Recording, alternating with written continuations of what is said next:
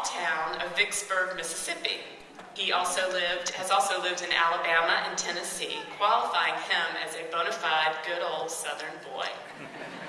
Ryan practiced law at the largest law firm in the Southeast and ran for the State House of Representatives before becoming a healthcare lobbyist in Washington, D.C. for Medco. In that role, Ryan influenced healthcare policy in all 50 states and Puerto Rico and within the U.S. Congress. Recently, Ryan played a critical role in closing the merger between Medco and Express Scripts, the largest U.S. merger of 2012. So it's my pleasure to welcome Ryan Sadler.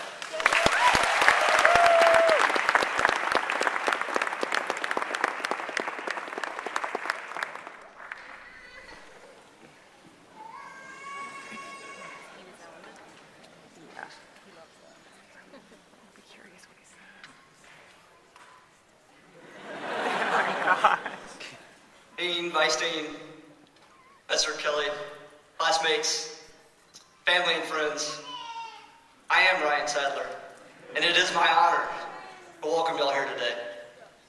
It's been 20 months, almost 2 years since we started this program.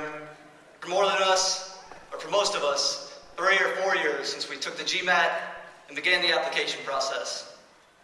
If you were like me before you entered this program, you enjoyed a certain amount of freedom on weekends. Happy to leave a long week at work and enjoy the weekend. Certainly didn't plan on devoting Saturdays and Sundays to class projects and group assignments, studying for exams. And you know, that was a pretty good life. But for this group, for these people, it wasn't enough. All of us here were determined to do more and to take more from this life. It's that commonality of ambition and determination for excellence that unites all of us. And to that end, I ask you to consider, what does it mean to graduate from this university?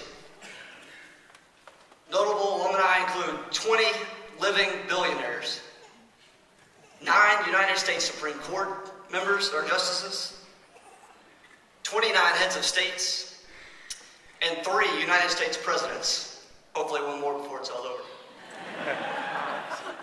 But certainly the legacy that these people have left before us is astonishing, both in leadership and in service. And clearly it's on us to build upon that legacy.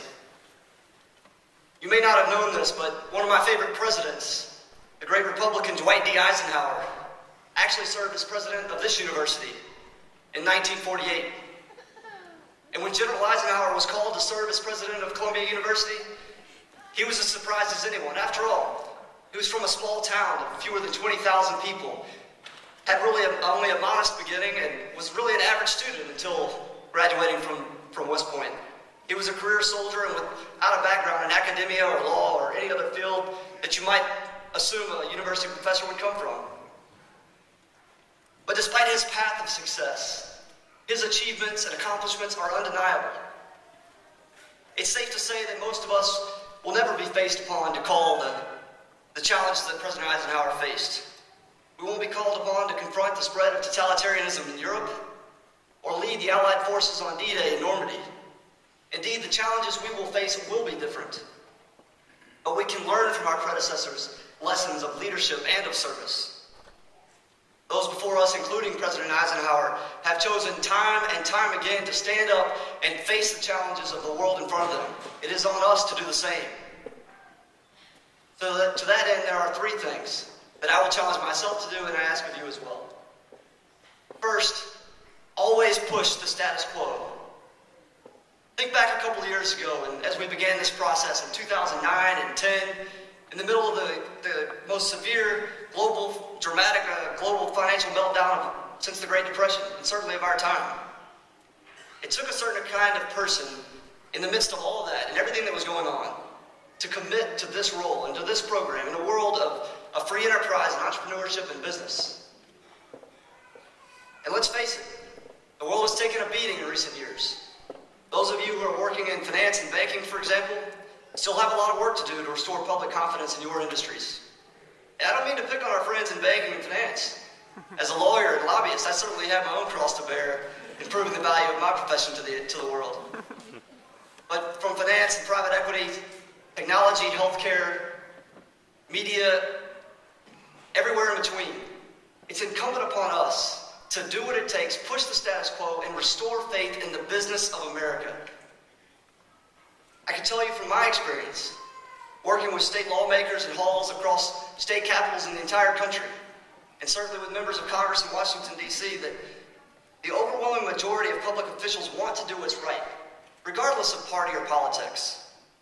They're conscientious, hardworking, and committed to the public good, even when we completely disagree on how to get there. But as powerful and vibrant as our government can be, we have to recognize its limits. Another government program, another law passed by Congress is not what's going to revitalize this economy. No, it's going to take new thinking and new leadership and a commitment to innovation that can only be found in the private sector. If we've learned anything from the challenges that have faced this nation over the years, it's that our government officials cannot do it alone. President Eisenhower once said, "Politics ought to be the part-time profession of every citizen." And in this election year especially, on the heels of the most unstable economic times of our lives, now is the time for us, the people in this room, to engage in the process. Look, we've been given many gifts and many opportunities. We now have one of the world's best educations. If we are not the ones who stand up and lead this nation, then who are we asking to do it? It must be us, and it must be us now, that push the status quo. Second, stay connected. We've heard it a million times, but Columbia graduates are part of a shared community of business leaders and colleagues from the highest levels in every sector, all across the world. And these are people to whom we should reach out for advice and counsel, and to whom we should offer ours. It's a tremendous resource, and one for which we should be grateful. But those relationships will not cultivate themselves. Indeed, strong relationships require significant energy and effort. So I urge you, start by recognizing the value of these relationships right here, and do what it takes to stay connected. Third, as simple as it is, be humble and be thankful. Let's be thankful for the opportunities that this experience has given us, and for the many that it will no doubt afford to us in the future. Let's be especially thankful to our family and friends who have shared in both the inconveniences, expense, and sacrifice over the last 2 years. They were here for us. They pushed us when we were tempted to sit back, and they are here for us today. So family, friends, parents, children, I speak for my class when I say sincerely, thank you. We could not have done this without you. So, like many generations of my family before me, I was born in small town Vicksburg, Mississippi. And many of us in this room, maybe most of us, are from small towns and modest beginnings from all across the country and around the world, where the idea of getting a graduate degree from one of the most prestigious schools in the world may have at times seemed a little too far a stretch of the imagination. But people in this room were determined to go farther than was thought possible. People in this room dreamed it and believed it. And what's more, every person in this room, despite all the obstacles, despite all the challenges, found a way to achieve it. Like those who came before us and built this great Columbia legacy, now more than ever, especially as we walk across the stage, we have proven time and time again that we too can accomplish great things. Of course, what we've accomplished over the last 2 years will pale in comparison to what we accomplish together in the next 10 and 20 and 40 years to come. Of one thing I am certain, and that is that our futures are going to be amazing. And I cannot wait to see what you do with yours.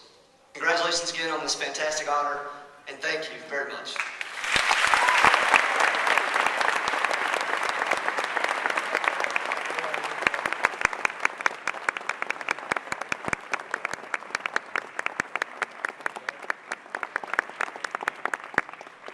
Thank you, Ryan. It's time to present some awards. The first award is the Executive MBA Commitment to Excellence Award that was established by the Executive MBA